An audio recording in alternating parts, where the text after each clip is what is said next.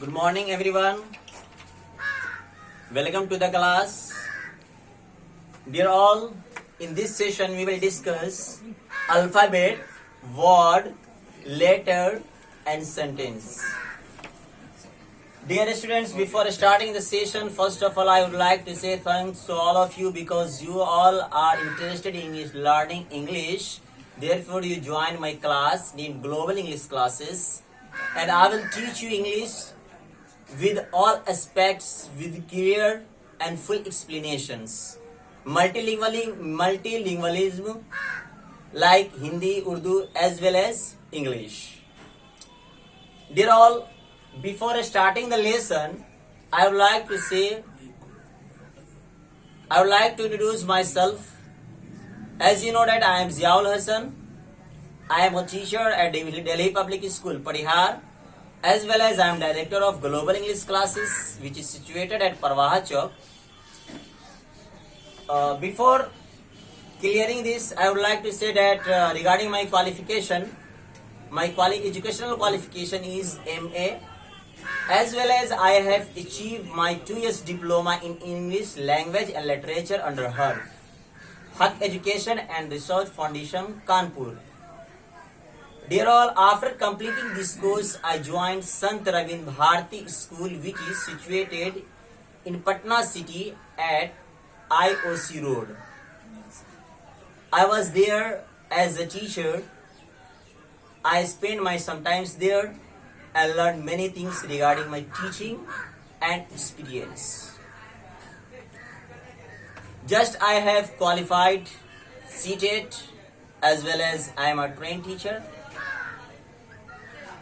But if you have any kind of doubt regarding myself, so just you may call or you can comment my YouTube channel.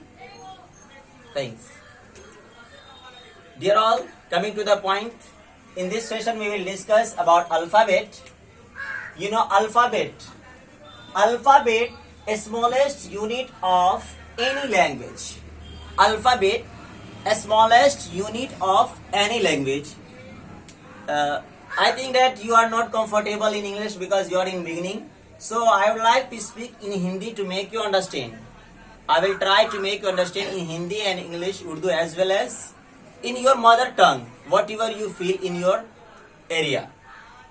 Okay. So alphabet, you know alphabet? Alphabet is smallest unit of any language.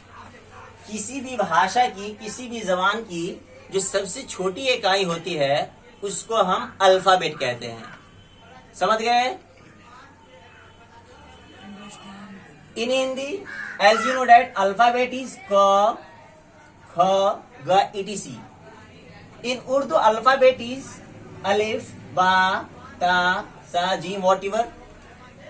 This is called alphabet because these are smallest unit of any other languages. In Hindi, ka, kha, ga, ga. In Urdu, alif, ba, ta, sa. In English, A, B, C, D, E, F, A to Z. There are 26 letters in English alphabet. Understood, everyone? There are 26 letters in English alphabet. A, B, C, D, E, F, G, H, whatever to Z. A to Z, there are 26 letters. Done, everyone? Okay. After letter we come to the word. कहने का मतलब ये है कि letter से मिलकर word बनता है. लेटर से मिलकर वर्ड बनता है और हर वर्ड का कोई मतलब होता है, एक अर्थ होता है, एक माना होता है. You may look at the board. A group of letters are letters which makes a meaning. Which makes a meaning का मतलब लेटर का ऐसा समूह जिससे क्या एक मतलब बनता हो, जिसका एक अर्थ पता चलता हो सुनने वाले को, पढ़ने वाले को, उसको हम वर्ड कहते हैं. फॉर एग्जाम्पल कैट, एक letter, 2 letter, 3 letter. In cat there are 3 letters which makes earth which makes a meaning. That means is cat. Cat means you know, cat means बिल्ली. A kind of animal, एक तरह का जानवर जिसे हम बिल्ली कहते हैं. समझ गए? Bat, bat, bat. There is also 3 letters. 1, 2, 3 letters. ये लेटर मिलकर क्या बनाया? आपका एक वर्ड बनाया जिसका एक मतलब है. क्या मतलब है? कैट मीन्स बिल्ली और बैट मीन्स बल्ला. इटीसी बहुत सारे एग्जाम्पल जो भी आप इंग्लिश में बोलते हैं जिसका एक मतलब होता है, हम उसको वर्ड कहते हैं. समझ गए? But if you put some letters but they don't give the meaning. मतलब ये हुआ कि हम लेटर तो रखते हैं लेकिन वो लेटर मतलब नहीं देता है, उसका कोई माना नहीं होता, तो हम उसको क्या कहेंगे? उसको हम इंग्लिश में जंबल वर्ड कहेंगे. क्या कहेंगे? Jumble word. यानी उल्टा पुल्टा वर्ड होता है, उसका लेटर होता है सिर्फ, उसका कोई मतलब नहीं होता है. जैसे BAT के बजाय ATB हम कर दे तो उसका मतलब होगा? नहीं ना होगा. जब नहीं होगा तो इसको हम जंबल वर्ड कहेंगे. ऐसा ही CTA, कैट के बजाय CT, यहाँ भी तो लेटर है लेकिन इसका मतलब नहीं है. समझ गए? तो इसको क्या कहेंगे हम? क्या बोलेंगे? बोलिए आप. Jumble word. Very good. यहां डिफिनेशन में आप देखिएगा क्या है? ग्रुप ऑफ लेटर्स और लेटर. देखिए कुछ तो होते हैं, 2 लेटर ऐसे हैं इंग्लिश के अंदर जो लेटर भी है और वर्ड भी है. वो लेटर है A और I और A. देखिए I का मीनिंग होता है मैं, होता है ना? I का मीनिंग मैं होता है इन हिंदी. और A का मीनिंग होता है एक.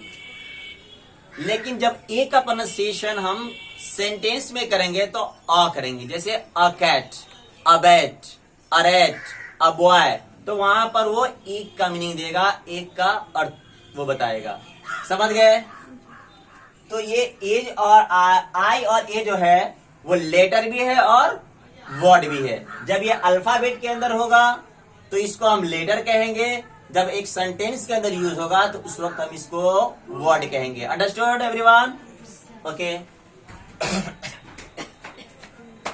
सेंटेंस आपने पढ़ा लेटर, फिर पढ़ा वर्ड, अब आप पढ़ेंगे sentence. Group of word, a group of words which makes a complete sense is or meaningful understanding is called a sentence.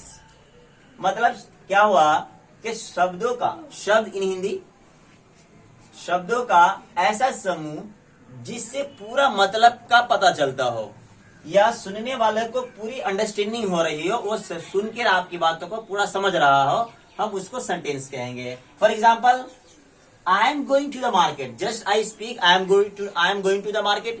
जैसे मैं बोला तो आपको समझ में आया कि sir is going to the market, के सर मार्केट जा रहे हैं. समझ गए? कोई आदमी बोला Sita is a good girl, Sita एक बहुत अच्छी लड़की है, सीता अच्छी लड़की है. जैसे बोला सीता के बारे में तो सुना और उसको समझ में आया कि हाँ सीता अच्छी लड़की है.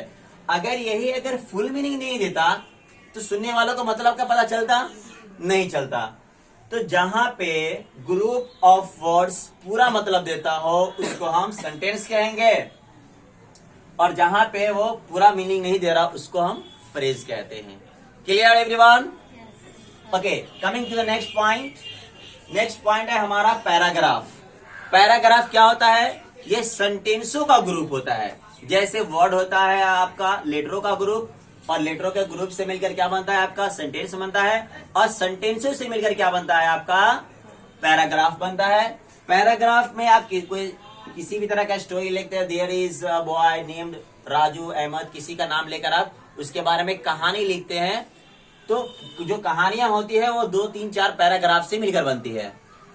तो सेंटेंस से मिलकर क्या बनता है? पैराग्राफ. और बहुत सारे पैराग्राफ 2, 4, 5 पैराग्राफ से मिलकर क्या बनता है? अपना एक स्टोरी तैयार होती है, और उन स्टोरियों से मिलकर पूरी किताबें और दुनिया की जितनी भी किताबें हैं वो आपको स्टोरी और पैराग्राफ के माध्यम से ही अवेलेबल है. समझ गए? क्लियर हो गया सबको?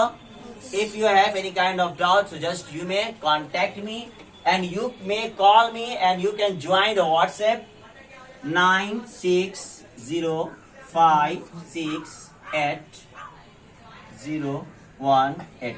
This is my contact number as well as my WhatsApp number. If you have any kind of doubt, so just you may contact me. Okay, everyone is clear? If you have any doubt, so just you may call me. और dear students, मैं कहना चाहूंगा आपसे कि अगर आपको किसी भी तरह की कोई प्रॉब्लम हो तो आप कमेंट बॉक्स में यूट्यूब चैनल पे भी टाइप कर सकते हैं और मेरे व्हाट्सएप नंबर पे भी आप मैसेज कर सकते हैं कि सर इस तरह की वीडियोस आप दीजिए, और मैं कोशिश करूंगा कि हर तरह की वीडियोस, चाहे वो टेंस हो, वॉइस हो, एक्टिव वॉइस हो, पैसिव वॉइस हो, या नरेशन हो, डायरेक्ट इनडायरेक्ट स्पीच हो, जो भी हो वो बिल्कुल आपके सामने क्लियर कट करके रखूंगा। और चाहूंगा कि आप इंग्लिश को इंग्लिश की तरह बोला, यहाँ के औरों की तरह जो लोग उल्टा सीधा पढ़ाते हैं और वटीवर जो कहते हैं वैसा नहीं करेंगे। आपको कॉन्सेप्ट क्लियर होना चाहिए। जैसे अभी मैंने आपको बताया, इसमें किसी तरह का डाउट हो तो आप कॉल कर सकते हैं, पूछ सकते हैं, और आगे आपको कौन सी वीडियो चाहिए आप इसके लिए आप हमें इन्फॉर्म करेंगे। Thank you all of you, bye bye.